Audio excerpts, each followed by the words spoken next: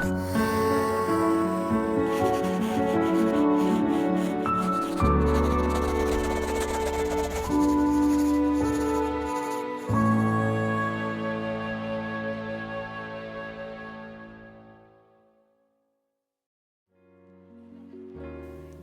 me tell you about the Sleep With Me podcast.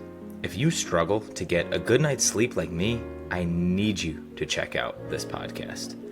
Each episode is crafted to help you unwind, featuring gentle storytelling designed to ease your mind and guide you into restful slumber.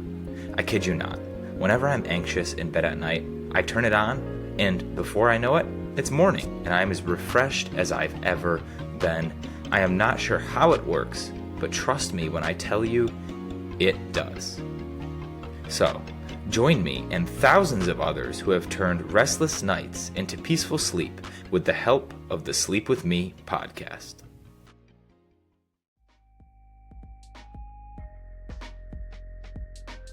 Go Global is a free-flowing technology company that handcrafts, embellishes, and manufactures garments and accessories. Designed on the principles of people, places, and possibilities, Go Global reimagines fashion and is inspired by you, the people of the world. Hello again, beautiful people. Welcome back to another episode of the Make Mental podcast. As always, I am Caleb Munsky, your host, and today we are joined by, yet again, another wonderful guest, Chandler Cowell, a University of Hawaii volleyball player and St. Mary's College in California volleyball player. A cool little story there, is joining us today. Chandler, thank you so much for taking time out of what looks like a beautiful day for you to be here with us. Yeah, thank you so much for having me. I'm super excited to be here and just kind of talk and go over everything that's occurred in the last year of my recovery. I'm super excited. Yeah, I guess we'll get into that, but quickly, why don't you give us like a crash course? If we were in an elevator and had 1 minute to meet Chandler, what is the highlight reel? What do you want us to know before we get started? Well, my name is Chandler Cowell, and I am from the beautiful island of Maui, Hawaii. I grew up there. I have two older siblings, Colton and Cameron. I was raised by an amazing single parent, Christina. My dad is also in the picture, but he lived in California, so I have a really great family. I started playing volleyball because my parents both played professional beach volleyball in Southern California. So I have literally been playing volleyball since I was probably 2, 3, 4, as soon as I could walk. I started off with balloon volleyball in my living room with my brother. He's 2 years older than me. And then I transitioned to playing indoor volleyball when I was probably around 11, 12, 13. But primarily grew up playing beach, and it was always my dream just to, go to college, get an amazing education. I didn't know volleyball was going to be such a big part of my life in the beginning, but now that I'm here 6 years after college, or 6 years now I'm done with college. I graduated 2 weeks ago with my graduate certificate in conflict resolution, along with my master's in communication. But yeah, that's me in a nutshell. I'm an open book. I spend a lot of time at the beach playing volleyball right now since I'm not playing, since my injury, which we'll get into. I'm coaching a lot, so I'm just kind of give back to the community. But yeah, that's me. Well, first of all, congratulations on your degree, conflict resolution. What is that? That's an interesting major. Yeah, so the way I knew ever since I was little, my mom says it doesn't stop till a master's degree. Like that was what I grew up hearing. So I always knew I was going to take at least 5 years to finish a master's, maybe 6, depending on where it was. But when I was at St. Mary's, I actually started my first like master's course my junior year of college. I started it in a 4+1 program at St. Mary's.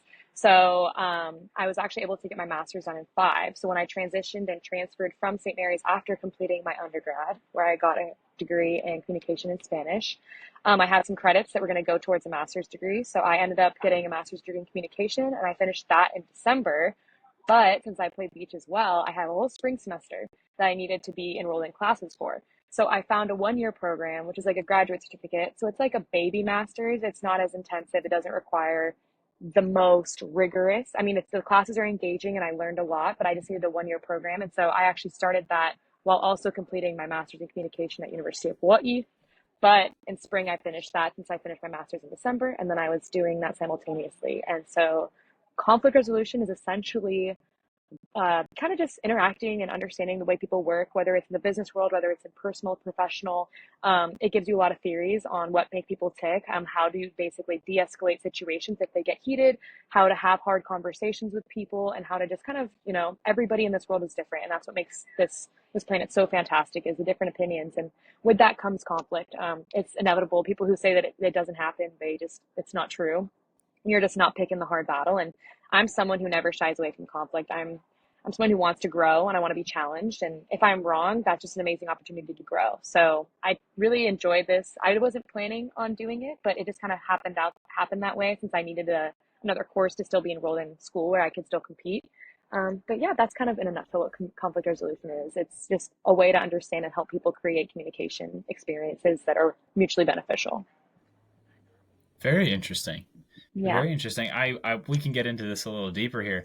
I wonder if that was always a choice for you or because of your experience, if it is something that you kind of adopted into your own. Do you want to kind of tell us what you went through so then maybe we can get a little deeper into to that choice? Because I think there's something there. I don't think it was just like plucked out of thin air. Yeah, I mean, I think my whole life I'd always planned on just competing and playing volleyball and getting a master's degree. I never really thought about career. Some people ask me that right now now that I'm graduated. They're like, "What do you want to do?" I'm like, I have no idea. Like I planned up until this moment. Like I wasn't ready to be an adult, or whatever adulthood looks like. I know it changes all the time, but I've always enjoyed interacting with people. My biggest goal in life is to be a day maker. Like that's the one thing I want to do is make people's lives easier, whether it's holding the door open for them, talking to them in an elevator, helping someone carry in their groceries. Like you never know what people are going through. And my goal since I was little is literally to always just help in whatever way. So you're right. It may not have been just chance that I ended up getting a graduate certificate in conflict resolution. Um, but I think on top of it, it was also fate because of what I went through. I tore my ACL, my MCL, my meniscus on May 19th, 2023. I fractured my femur. I had bone contusions at my entire left side, and I strained my PCL, my quad, my calf, my hamstring, and ankle. So basically, my entire left leg just said, nope. And I've always been very busy. I've always lived a very busy life doing a million different things. And so I think it was someone's way of saying and telling me to sit down and relax and be just present with where I am. Because although I try really hard to be present, I wasn't. I was always just very much doing a million different things. So I think the best thing about this degree for me was that I was going through a really hard thing and not understanding the ways in which to navigate through hard situations, because I had to sit with myself. And so I was simultaneously getting a degree and understanding ways to make life easier, ways to make, going through something difficult, making it not necessarily easier, but making it manageable, growing from it. So maybe it was fate. Maybe you're right. Maybe I was able to get this degree while simultaneously testing myself and having those hard conversations with myself, understanding that I'm in a very tough position. I'm in a very uncomfortable position. There were moments where I didn't know what to do or how to deal with it. I was constantly comparing myself to others, but then I was able to actually have a conversation with myself continuously. I still do every single day. I wake up and I'm like, all right, how am I feeling? What am I going through? Where am I going to grow? How am I going to be? So I think you're right. I think there is definitely something there that now that I'm thinking about it, I mean, I think that degree helped me get through my injury and it's continuously, I still have a while to go, but I'm here and I'm happy and I'm excited to just grow and be where I'm at, no matter how uncomfortable it is. Yeah, a little bit of internal conflict resolution, maybe. Oh I yeah, obviously have definitely. no idea what the degree entails, but I'm sure that as you learned, you applied, and Hmm. that definitely probably opened your eyes to a little bit more. But I, um, that's a tough injury. I Yeah, mean, not that any injury is fun per se, yeah. but like when you're used to having a fully functioning two legs, you kind of take it for granted Oh until yeah. you don't know the difference, right? Hmm. And as someone who's witnessed my older brother tear his ACL a few times, like it is tough. Like I used to get up and be like, "Oh, I don't want to go to practice," like just this and that, and then he would like quite literally give his leg to go back to practice. Yeah. So I made a promise to myself to never complain again. Probably broke that promise almost every week, but at least I was active in trying for that. For you, what was it like? I mean, this was after COVID, so Hmm. essentially I don't know if volleyball stopped for you at one point already and you kind of had a little buffer, or was this the first time that volleyball had really come to a complete stop for you? And how did you react? Yeah, this was the first time. I was very, very fortunate that during COVID, although we were very safe. St. Mary's did a really good job with protocols. My life didn't change in any way other than like I maybe wasn't going out to eat or anything, but I was still practicing. We still lifted. My boyfriend played basketball at St. Mary's, and he was a part of our pod. Athletes got tested 3 to 4 times a week, so I was able to see everyone I wanted to. My best friend in the entire world was on my team. She was my roommate, so she was in my pod. My boyfriend was a part of my pod, so I was very fortunate during that time that COVID, although a lot of people had a really, really tough time, I was very blessed and very grateful that my life, it changed, but it didn't stop. So yeah, this was the first time in 20 years that I didn't have volleyball, that I didn't have the ability to walk because of my fracture. I was non-weight bearing. And because I tore not only my ACL, but my MCL, my meniscus, I was non-weight bearing and I had incredibly like a very tough time moving because my knee was just that unstable. I had my lockout brace on. So I had two options. I could either rush with I had a really, my swelling was really bad. So they told me regardless, they're like, we can't operate on you until your knee gets better, until your knee, essentially what he said was until your knee looks like a knee again. My knee was about, I think they said like 10 or 11 centimeters bigger than my other knee. Yeah, it was gigantic. It looked like a cauliflower, like to be quite honest. So I had to wait 7.5 weeks before surgery, which meant Hmm. the blessing in disguise was my MCL, my meniscus, and my fracture started healing on their own because they were only grade 2 and grade 3, I believe. My ACL was ripped off the bone. There was nothing I could have done about that. That was just going to have to be repaired no matter what. But because I waited 7.5 weeks, everything else started repairing and healing on their own. So I only needed ACL reconstruction. The hard part was the level of atrophy in my left leg was pretty severe. Because usually with ACL you can walk after because it's rigid, it's intact, or like it's not comfortable, but you can walk. I could not walk, so I lost all of the muscle in my leg. I essentially could put my entire hand around my femur, so my left leg was incredibly little. But that process of not having sport, because it was also the timing was tough. I just finished beach season from Gulf Shores. We got back from Alabama. We had 7 days off because I played beach and indoor at University of Hawaii. And the indoor team, were getting ready to go for my first, because of COVID, I was never able to go on an NCAA trip. Our first trip to Brazil. I had 10 days of practice, and I toured on day 3 of practice at Hmm. indoor. So I was already going through something of, not only was it summer, so I didn't have any of my friends. They were all gone. They all went to Brazil and had amazing time, and I'm grateful that they had that. But that was so incredibly hard. That was my first trip that I was finally going to get to go on an NCAA trip that was paid for. You know, play volleyball. I was going to be in Brazil. It was amazing. But I had to watch from my phone. I was home, so all of my friends were gone. So I literally had about 2 months of summer where I was just with my mom on Maui. I was able to fly home and do physical therapy there, or prehab. Um, but yeah, I didn't have volleyball at all. I didn't have any of my friends. I had myself, I had my mom, she was my rock. My boyfriend is playing professionally overseas, so he wasn't able to come see me. I was planning on going over there to Europe after Brazil and having this wild travel summer, but I didn't.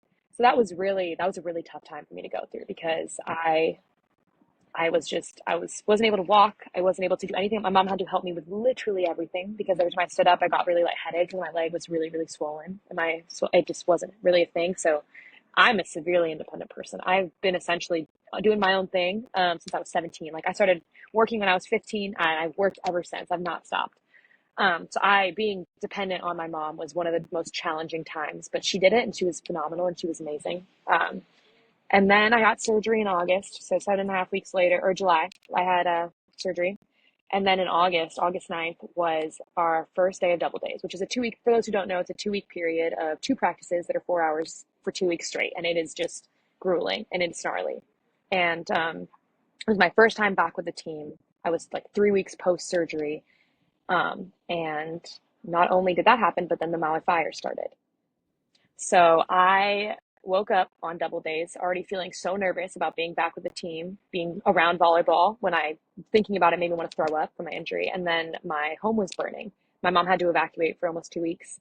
My house was fine, but so that time period, those first initial 4 weeks of being back into sport, watching volleyball was probably one of the toughest in my entire life. I felt isolated. I felt alone. My biggest thing was I didn't want to feel like a burden, even though I physically needed help in so many ways. And so I was not doing well. I was really stressed. I was really sad. I was feeling like I couldn't do anything because a lot of the stuff that needed for Maui was physical. They needed people on the ground helping, and I could do none of that. So I started volunteering. Every time UH had something, whether it was a clothing drive or a food drive, I just sat there behind somewhere and started sorting stuff, sitting. But yeah, I mean, that was my first time away from volleyball in 20 years. And then it happened to be another horrific time for my family personally. I was getting back into sport. I was being around the sport after being isolated, and then the fires happened. So that first 2 months post surgery were just one of the toughest in my life, for sure. Yeah, wow. I mean, that's extremely difficult timing. There's really Yeah. no way to beat around the bush there. And Now, we're sorry about that, but we're at least glad to hear that your house was not affected directly. I know just from I'm not an insider. I'm an yeah. outsider to the Hawaii world, but I know that Hawaii family and is just so close. So it probably Hmm. did feel like your home was lost in a way. Yeah. And again, terribly sorry to hear about that. But I'm again, it's another one of those things where I it almost makes you think if the universe was just like speaking to you. And it's bizarre because you can't really predict when the fire is going to happen, but at least you had volleyball back first. And I know there's really no way to put a positive spin on it. Like you said, it's the most difficult time of your life, but you got something back when you lost something else. Mhm. What was it like to at least have volleyball back during that time period? Because I'm assuming if you didn't even have that back, that would have just been a complete loss of direction. Yeah, I think, I am sometimes painfully positive. Apparently, I don't remember saying this, but I talked to my assistant coach. But when I tore my ACL in May, apparently I was on the ground, obviously not doing well. And apparently the first thing I told him was, this is going to be the best thing that's ever happened to me. And I kept repeating that. I don't remember saying it. I was kind of blacked out at the time, but apparently that was my mindset. And I clung to that. Even though I don't remember saying it, I do remember that feeling. And I have said that anytime anyone's ever asked me, how are you? How's your ACL? What's it been like? My response is, it is the best thing that has ever happened to me. And I think because I was in such a part of my life where I needed to sit down, something needed to change. I was running myself into the ground. I was working 30 plus hours a week at different jobs. I was going to practice after practice. I was doing this, I was doing that. And my body and whoever was looking out for me told me like I needed to change. So when I got there in August, although watching was really hard because of obviously I missed it more than anything, but even more than that, I just watching people jump made me want to throw up. Like the fear. Hmm. I don't remember the pain, but I remember the sound. I can hear it in my head just right now. And I used to, the first couple weeks, I would relive it every night to try to desensitize myself to it just because I didn't want to be traumatized. I knew that I wanted to come back and play, and I knew I wanted to be around volleyball. Um, so even though when the Maui fires happened and it was horrible, and I was lucky that all of my family members, even the ones who lost their homes, they were safe, they were alive. That was a positive. And then being around volleyball, I was able to use my platform as a UH athlete. Hawaii Athletics interviewed me a lot and used me as a social media face to promote awareness and promote organizations, and that was amazing. But being back around volleyball really taught me that it's more than just a sport. It's more than just a thing you do. Similar to what you were saying when you talked about when you woke up and you're like, oh, I don't want to go. And your brother was like, I would do anything. That's how I felt. I was like, if I cannot play, I'm going to give whatever else I can. I'm going to be a support system for my team. I'm going to shag every single ball. Although I couldn't shag at first and that was rough. Like I just had to sit there and watch. Like I was able to gain such a different perspective. I have the indoor program at University of Hawaii is coached by the most amazing group of coaches. Their knowledge is top level. They're great players. They're great people. So I took this opportunity of being around the sport, although really hard to watch because it made me almost sick. I got to learn from them. I got to see how they coach, see how they interacted with their players, see in which the ways that they were going about running drills. So I was grateful for that. I was grateful that I had something to distract myself. I was grateful to be around the team. Although I was a transfer and I was only there now 2 years, I feel like the team was really great. The way Coach Rob has done the team culture there is pretty phenomenal. They all work incredibly hard. I have nothing but respect for that group of young women. And so I was just grateful to be there. I was grateful to, I don't want to call it one a distraction because I chose to just embrace everything I was feeling during that time. I was sad. I was isolated. I was frustrated. I was angry. But the one thing I was more than anything was grateful. I was grateful to be there. I was grateful that Cooper allowed me in the gym. Because when I got hurt, I told her, I'm like, I want to be there. Like, I'm not off the team. Like, I refuse. Unless you kick me off, like, I'm going to be there. So she said, okay. And the one thing she told me, she says, if you're going to be there, you're going to show up and you're going to do work. And she's like, whatever the team needs. And I said, absolutely. So I was able to immerse myself in such a different way where I wasn't physically putting in my sweat. I wasn't physically, giving my talent, my work ethic. I was just a body. I was a presence. I was cheering. I was cheering so loud.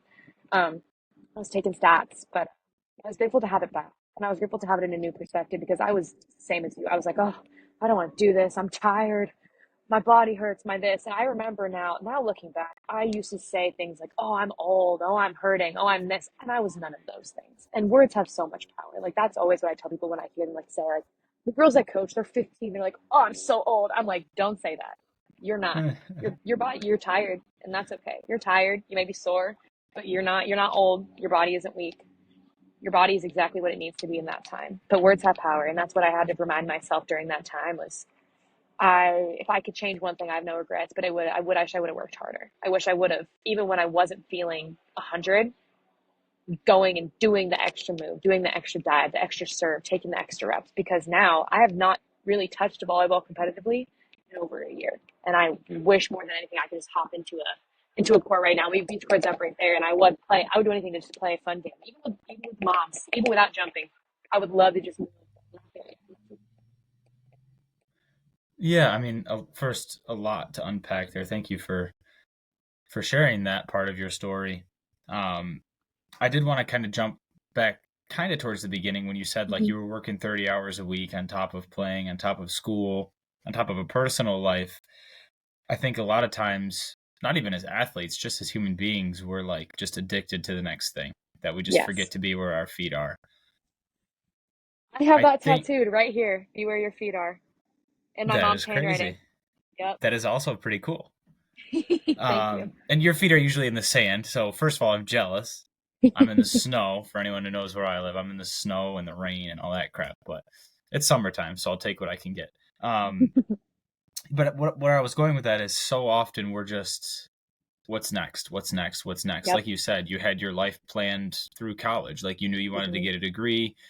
As a good parent does, your mom encouraged you to get a higher education and then a higher than higher education degree. I don't really know the technical term for above higher education, but and then it just stops, right? And again, since you're such a positive person, I'll give you a little more positivity and a different outlook on this. Maybe I think that yes, it was someone or something's way of telling you like slow down, but I also think it was the universe maybe just saying like, hey Chandler, it's going to be really tough for you if you don't do something for yourself. Because a lot of times, just from listening to you speak, like you don't have to know you to know that you do things for other people probably more than you do them for yourself. I think that because you were looking for that next thing so much, because you knew maybe deep down inside that you didn't have anything planned past college, you just wanted to keep working, hoping that your reason why would show up. Well, you were probably already living your reason why and didn't realize it. I don't know. I kind of want to go two different ways with this, so I'll just pick one at first. That injury, I feel, maybe, is like a prequel to what's to come next for you, because you do just have your degree, right? This is another moment in life where you're kind of just sitting here like, okay, something I did for the last 6 years, which was college for you, is now done. What am I supposed to do? I think that injury almost is like a prequel for you. Do you feel that way? And if so, like, how are you going to navigate this next unknown of like, what's next? Yeah. Well, first of all, I just want to acknowledge, I think everything you just said, I feel very seen. And I really appreciate you saying all those things. I think that was a really well crafted question. All in all, I think you say things sometimes, and this is my biggest thing in life is being present, is being where my feet are. I'm not that person. As you said, I am constantly doing a million different things. I'm multitasking at a whole other level. I 100% believe, I love how you said that, it's a prequel to what is next.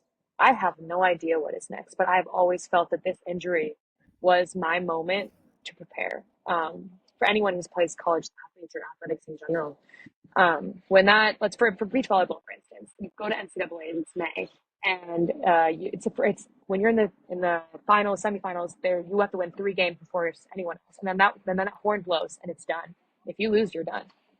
I saw this injury from the moment it happened as a blessing in disguise because it was a way for me to transition out of sports without it being like going cold turkey. I had 9 months to transition out of college, transition out of sports. Like when in Alabama, when I was there in the beginning of May, just now, when that whistle blew and I saw the seniors' faces just, they're done. They don't think about it until that whistle blows. And was blessed. I had 9 months of preparing for this moment, of knowing I'm no longer a college athlete. I'm graduated. And so I definitely believe that this injury is leading to me exactly where I need to be, whatever that looks like. I think this injury taught me that I love indoor volleyball. I'm grateful for the time. I'm grateful that I've had the opportunity to play and at a very high level from 2 amazing programs and get coached. But that is not where my heart has been, and it never was. I played it because it paid for my school. I was blessed to be good enough to play. I will play again at some point. I'll probably be a libero. You will not be catching me playing in the front row unless I am like 100% ready to go.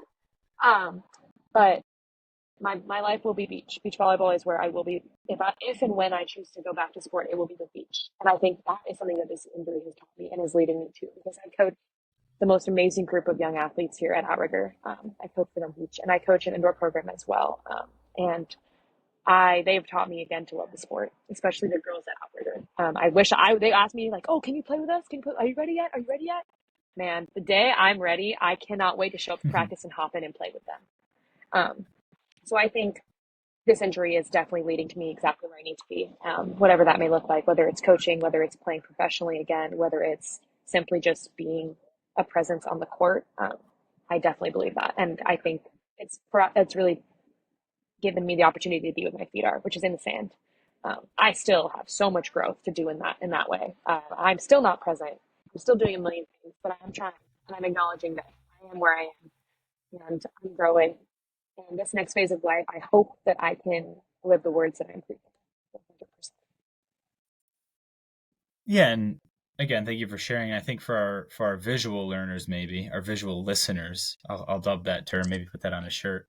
It's a little odd, but okay. All right, Caleb, we'll roll with it. Our Keep visual working. listeners. I like it. All right. Yep. Well, we'll come up with something. But quite literally, if you stand with your feet in the sand close enough to the water and you don't like where they are, you just step back and the sand goes back to close to normal. Obviously, the small pieces of sand aren't going to go exactly back, but at least it goes back enough. And again, that's kind of what's happening for you.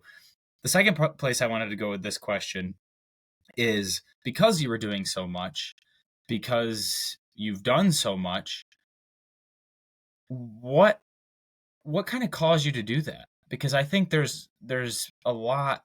I mean, there's a lot here, and I'm probably not extremely qualified to help you unpack it, but I want to learn a little bit more about why it was a job on top of, I mean, you had a scholarship, as you mentioned, so it's not necessarily like you needed to work to pay for your school, but obviously fill your time, because as all of us athletes know, if you have free time, there's time to get in trouble. But I want to go this way with it for a second, if you're willing. I know a lot of athletes have a reason why they do things. Like, why do you play your sport? And if you don't, then you do it for yourself, which is awesome. But most athletes do it for something bigger than themselves, because a lot of sports, I mean, sports in general is just bigger than one player, one team, one moment. Yeah. What is your reason why currently? And why do you think that, and again, this is just an assumption, so forgive me if I'm wrong. Why do you think that maybe you were trying to either distract yourself from a reason why, kind of avoid your reason why, or just be afraid that you didn't know your reason why? Because that's always an option as well. Yeah, I mean, I have always told every team I've coached, like, play for something bigger than yourself. Every program I've been a part of, that's been one of our core values we talked about in our team, like, play for something bigger than yourself, whatever that may be. And yeah, I mean, that question is so good. And to be honest, I think you're the first person who's asked me that directly. And I've been in this capacity in the space where I've thought about it. So when you asked that, I was thinking, and I don't know. what my reason is. I know I have had reasons in the past. I think if I were to pick one right now, it would be my mom. And I think that is the reason I am the way I am is I grew up with an incredibly strong support system in my mother. My mother, Christina Stevens, she is the rock of my family.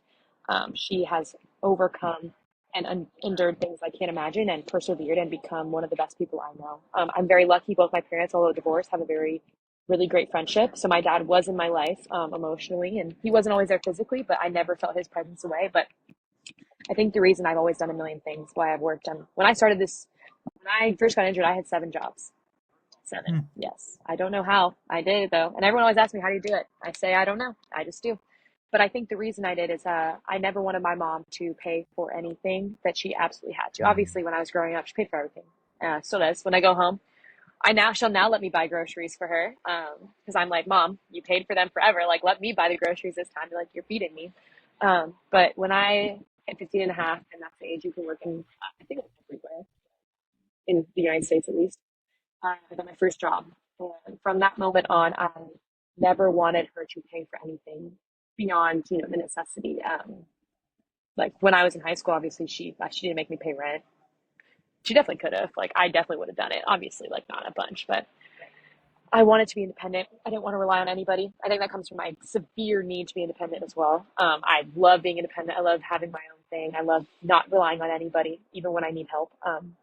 But I think that's why I think my mom is my reason, and she's also the reason I am the way I am. She never put on the pressure, so it wasn't like I was in a situation where she was like, "I need you to like do this or that." Like if I never worked, she would have figured it out. But she's a single parent, and I never wanted to add to her stress.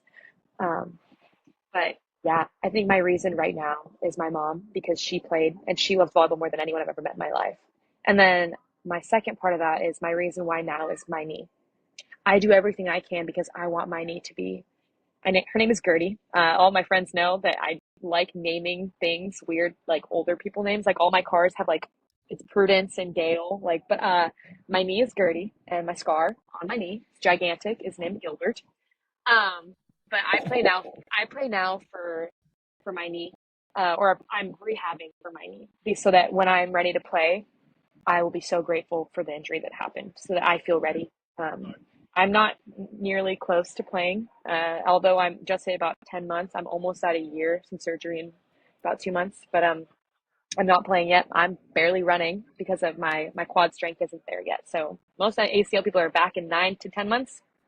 That is not my case. And to segue a little bit to that same question is the reason I'm not is because I was doing too much. Even though I got injured, in the beginning, and this is the one thing I would change. Again, no regrets, but things I would change is I wish I had put my knee first in everything the last 9 months, and I didn't.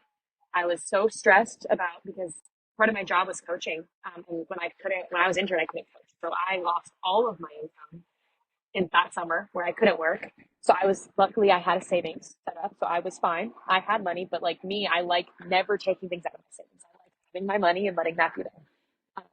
So I felt severe stress about working. So I started working multiple online jobs, and that meant that my rehab wasn't where I needed to be. And I'm not a pusher. I'm not someone who like will like put my knee at weird depths. Like I'm not someone who just like was on it. Like my brother is a freak athlete and a freak person with his body. Like he will do every rehab in the book, and I'm not that person. I was afraid. I was scared to get hurt again. I was scared to hear the noises, the cracks. I was afraid to put myself in positions where where I thought I would fall over, which is a part of rehab. Part of rehab is uncomfortable situations and pain at times, and I did not want to be in. So unfortunately and fortunately, I was doing too much, and I have been.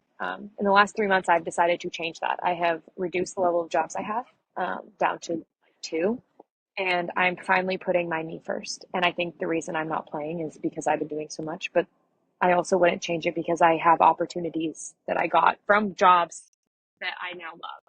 So it's a mixed bag for me. The reason I am a little bit quote unquote behind, but let's just say I hate timelines. I'm going to do my own thing.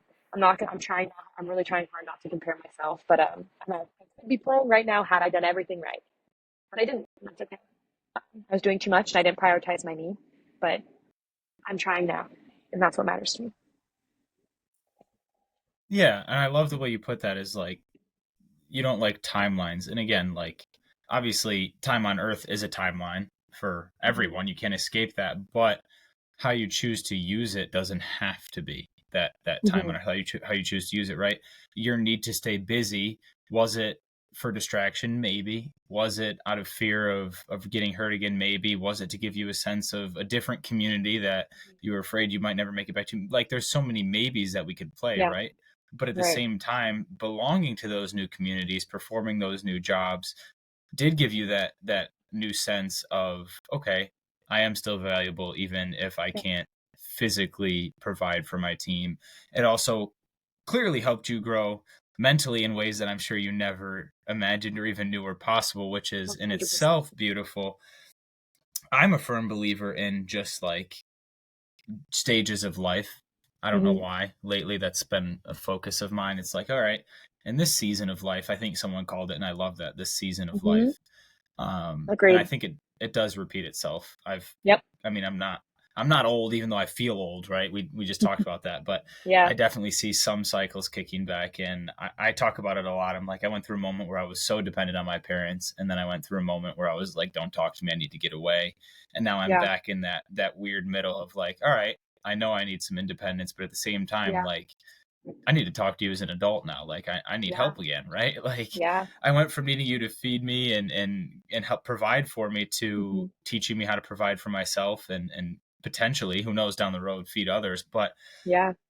a quote that I want to take from another podcast you're on, Stories by Student Athletes. I wouldn't not shout it out this podcast. We also had him on as a guest, Jonathan. You said identity is the path and it's the journey.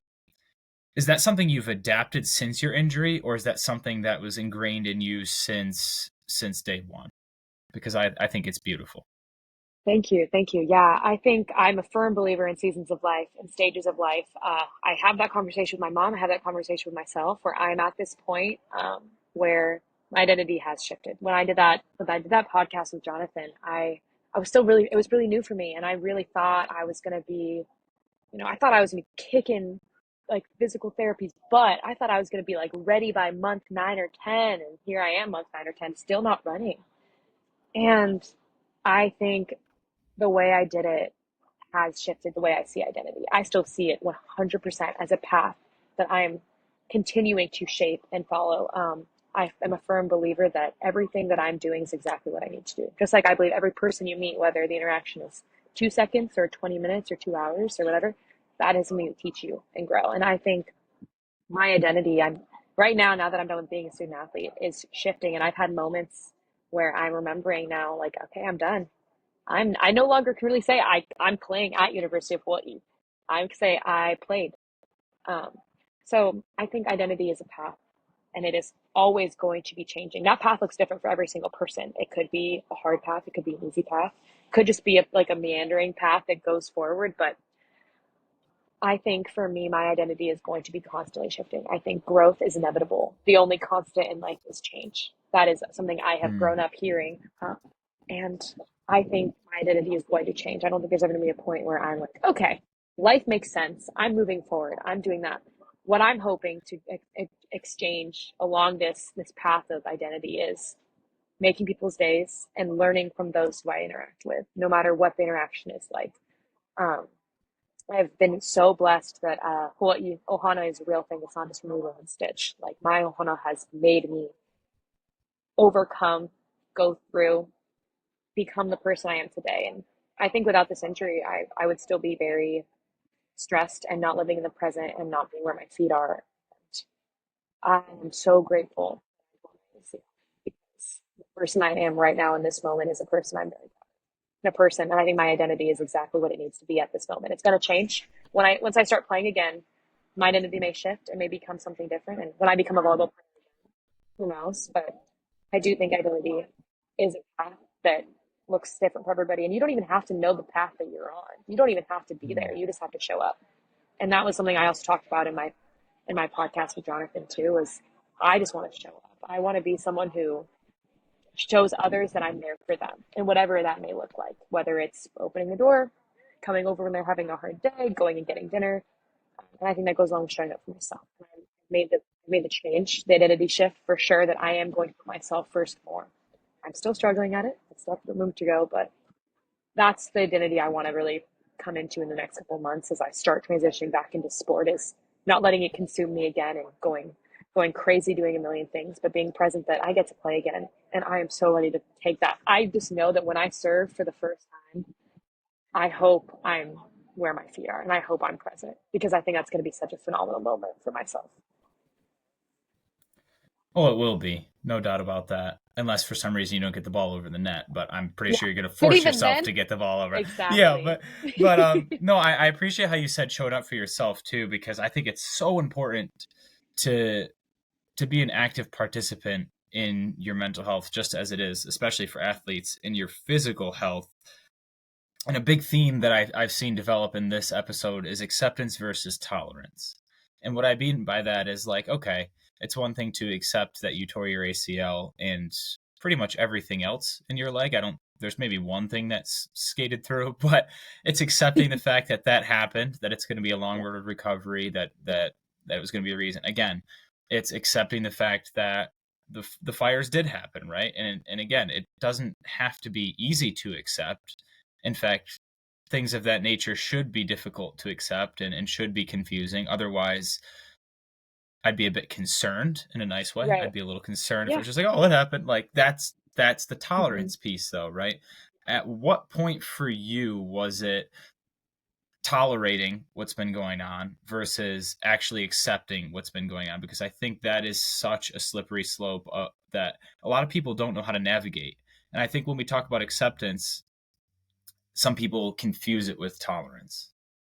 Yeah, thank you. That is the biggest theme of my injury, is tolerance versus acceptance. And it's funny, I feel like you just really know how to bring these questions out of me, because that was, I think, part of the reason my recovery has been so long and so Mm. difficult, is because I was tolerating everything.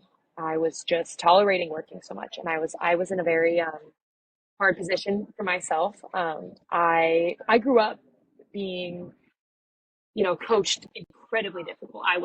And I wouldn't say, they were abusive in any way. I think every coach is different, but I was extremely, everyone was very hard on me. Every coach I've ever had has said, I want to push you harder than every athlete. And that meant that I tolerated a lot of really hard conversations. I tolerated a lot of really hard things. And that made me think that I had to be perfect, that I had to be bulletproof, that they were doing it because like I'm great, because I can be like, it's fine. It's that's who they are. And my first 6 months of my rehab, I was going to a place, and I'm very grateful. Like I'm still there and I'm loving it. But I had a physical therapist who just we just didn't see eye to eye on, and she's a great physical therapist. I have nothing but praise for her in the sense that she knows what she's talking about, but it wasn't right for me. Mm. She would be saying things that I took. I have as thick of skin as anyone. I grew up in Hawaii. I grew up, being one of the only, people who looked like me on the island. I grew up in a very, hard coaching situation where I was pushed constantly. And again, I wouldn't change any of it. I think it made me exactly who I am today. But when you're already injured and you're already going through everything and questioning everything, sometimes I don't need to be baby. I need to be told I'm a star, that I'm the best. But I need someone to show me kindness. Mm. But for 6 months, I tolerated being told that I was weak, told that I wasn't getting stronger, told that it was my fault, told that this, that, the other, getting hard looks.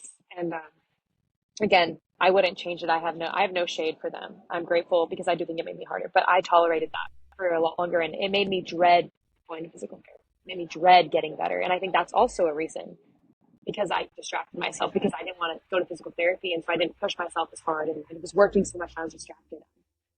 But it wasn't until beach season, so probably January, I got back from Belgium visiting my boyfriend over December. And I was just miserable going back, because I was like, I already felt like I was behind. I already felt weak. I felt like I wasn't getting better. I knew I wasn't getting better. I was being told that I wasn't going to be better, that I was weak. And my trainer actually told me, I've had a rocky recovery, in the sense that I haven't been exactly I have not received the best care, unfortunately, but it is what it is. And she told me, she's like, you don't have to go there anymore. And I was like, no, like she's just pushing me, like she just says tough love. And she goes, no, like you're not doing well. And you don't have to take it just because you can. And that struck a chord with me, because I am someone who will, even if it's hard, even if I always, like my friends growing up, I'm like, I would rather be bullied than have someone else be bullied, because I know I can take it, because I know I have this. And all my friends were like, but you don't have to. You have a choice.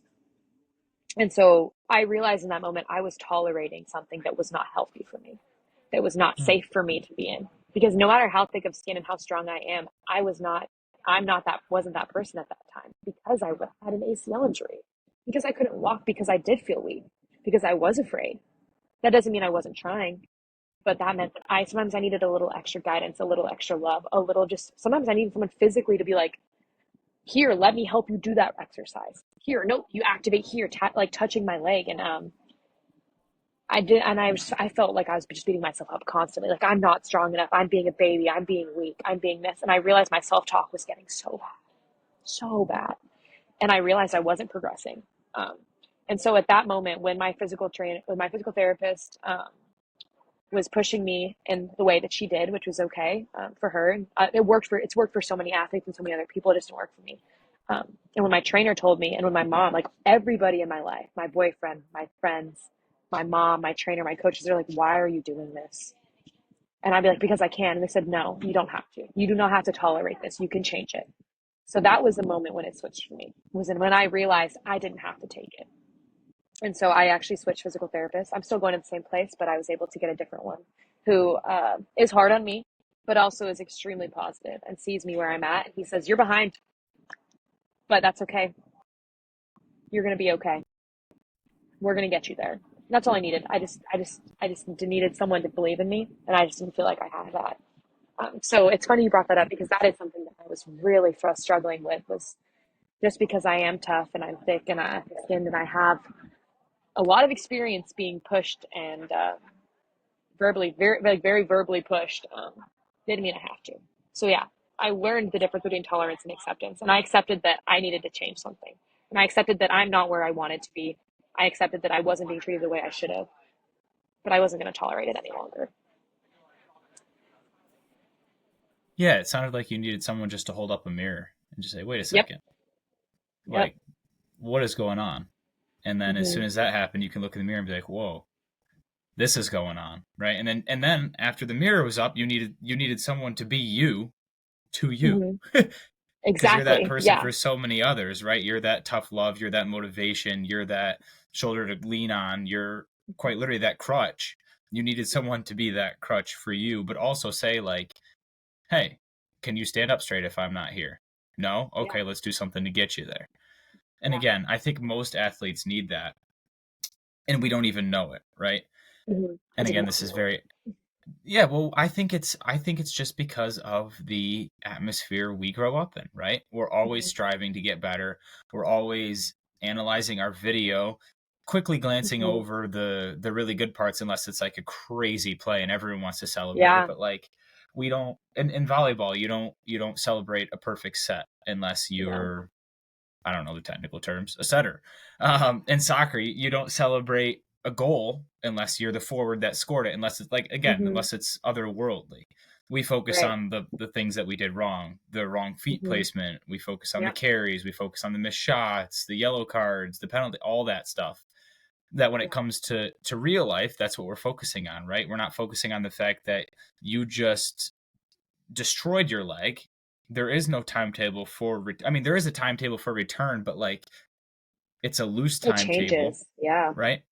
And then you were focusing again on the things you could control, what you did with your Yeah. day, Yep. um, Exactly. what you told yourself. And again, it wasn't necessarily the best choice in the moment, but it turned out to be the choice that you needed. And I think that's Yep. where the acceptance came in for you, is once you realize, like, hey, now I can sit here again, to kind of tie Yeah. back in an earlier theme going forward. This is what I can look out for. This is Yeah. what I can change. These are the boundaries I can set for myself. This is the love I Mm-hmm. can give myself. And it still can look like tough love, right? That never has Yep. to change if that's something you need.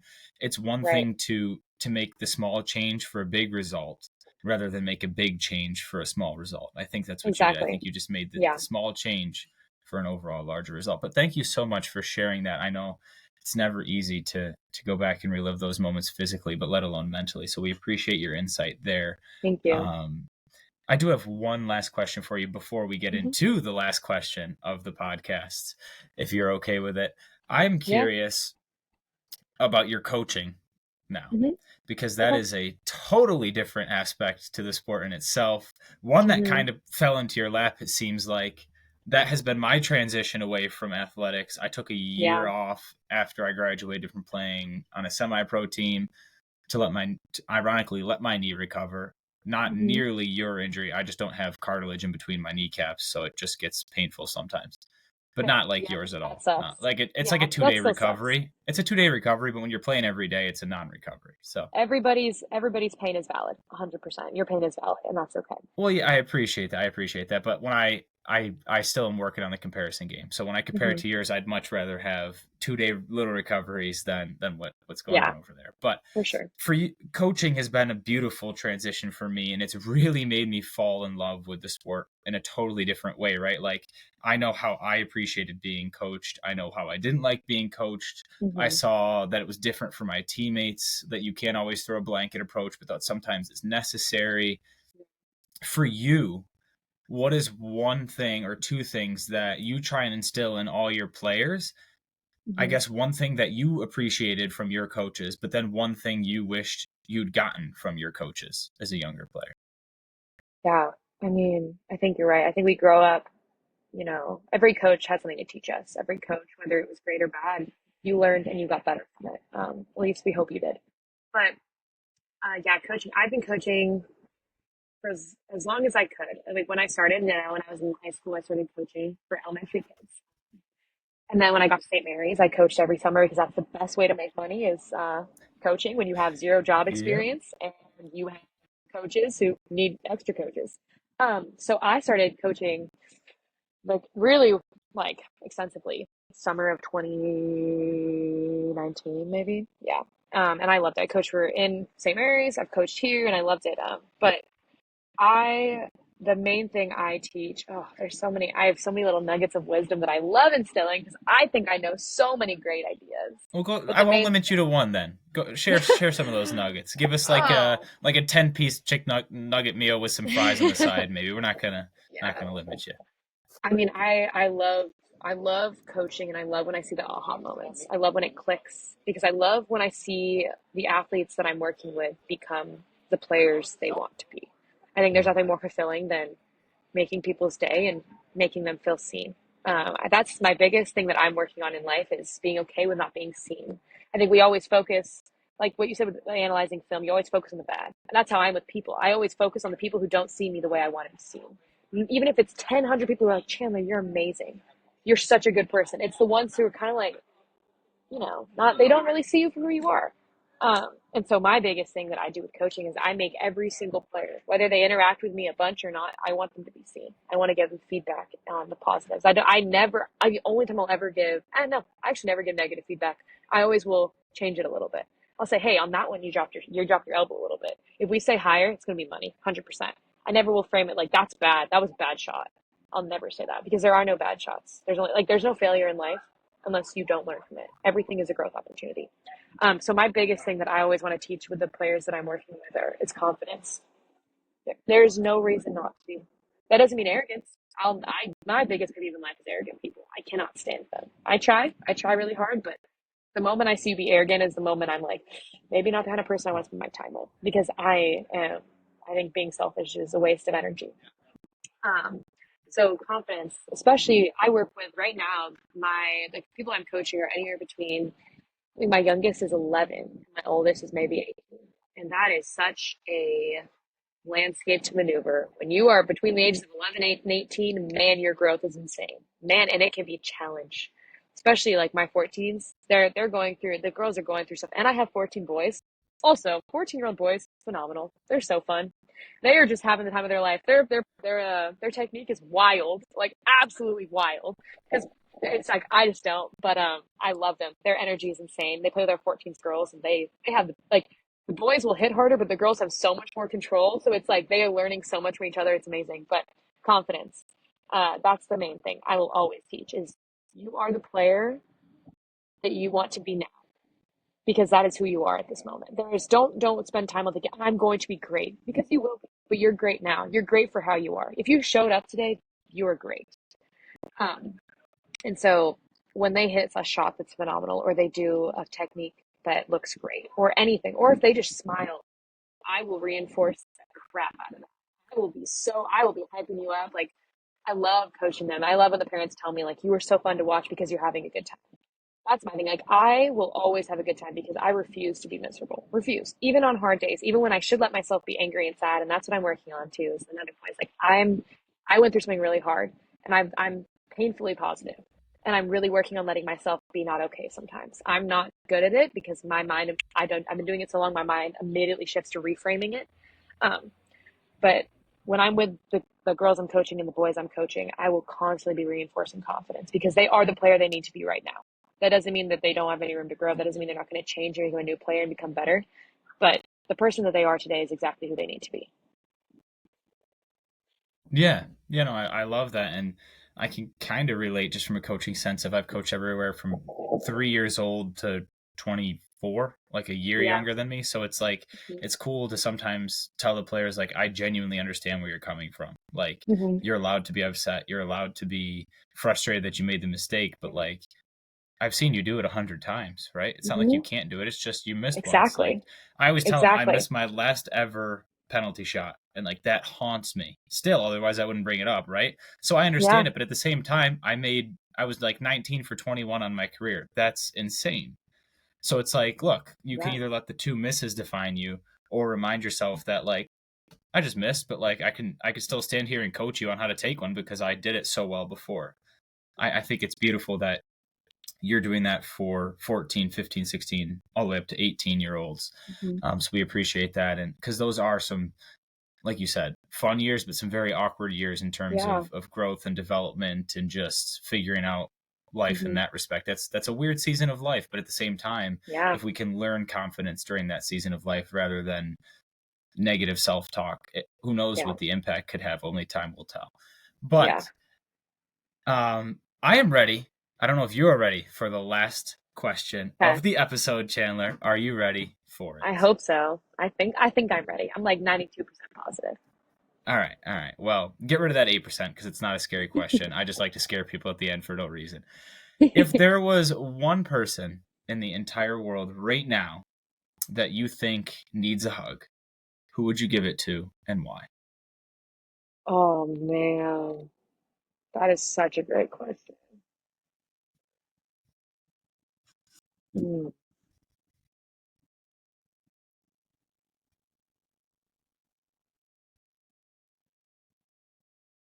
Oh gosh, there's so many different ways to I put know. this. I'm challenging you too because sometimes I let group hugs come out, and I know you're probably a Yeah. group hugger, but I really want you to think and pick here, and then maybe we'll Mhm. open up for a couple others because it's probably hard to pick one.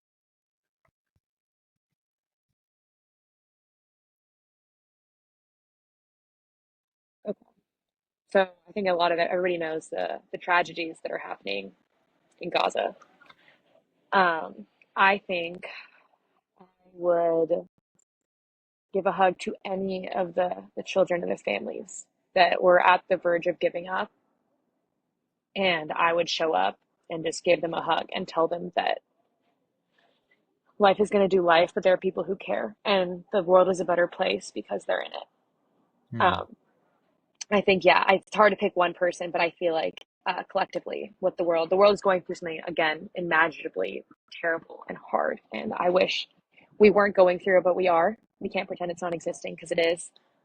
So if I could give one hug, I'd give it to any of the people who are over there who need it and who think it's easier not to be there because of everything that's going on, because they don't have a home, they lost a family member, they lost a child, they lost a friend, they lost anything. So I know that's not one person, but I think it's hard to pick one person when there's so much going on over there. So I hope that's okay if that's my No, yeah, answer. that's more than okay, and I think honestly, it's a beautiful answer. I think anyone who's facing a tragedy in that respect that needs a hug, it's awesome to open your arms and just virtually give it to them. I mean, that's the beauty Yeah. of technology for us. If anyone that's involved in that situation, regardless, needs a hug, I think it's beautiful to give it to them. So thank you so much for that. Um, I was expecting you to say your younger self. I thought that was going to be a cool aspect, but no, it's okay. We can't. Hey, again, it's that acceptance versus tolerance. I accept your answer, and I'm going to tolerate it. We'll do both. No, but I really appreciate you for taking the time to come on. Again, I am Thank you so jealous of much. the weather behind you, first and foremost, and second of all, I'm just jealous on how beautifully you are able to articulate your story. And I and Thank you so I much. I understand it can't be easy to go through. So again, thank you for relive rather go through and then relive, Mhm. but you did it wonderfully, Thank and you. I know that so many people are going to benefit from your words, and if you are still needing more, I will take a moment just to shout out 988. It is the number to text or call if you need any help and you don't feel like you can get it where your feet are, because I know we talked about that as well. I promise you, you most likely will be able to. I'm not going to speak on every situation, but if you're in a place where you feel like you can't, feel free to reach out to the podcast, number one, but we will most likely direct you to another resource that is more qualified. So start with 988, and we are always here to listen. But Chandler, thank you one last time for sharing your words of wisdom and your story. And we're so excited to see when you serve that ball again. I know you say if, I'll but let it's you know. definitely a when. It's definitely a when. You can't get away from Yeah. that one. Maybe we'll do a little segment. If you take a video, we'll post it for you, so anyone Oh, who I'll is take still wondering video for about your story. sure. But Yeah, thank you thank you so so much, much. Chandler. Thank you.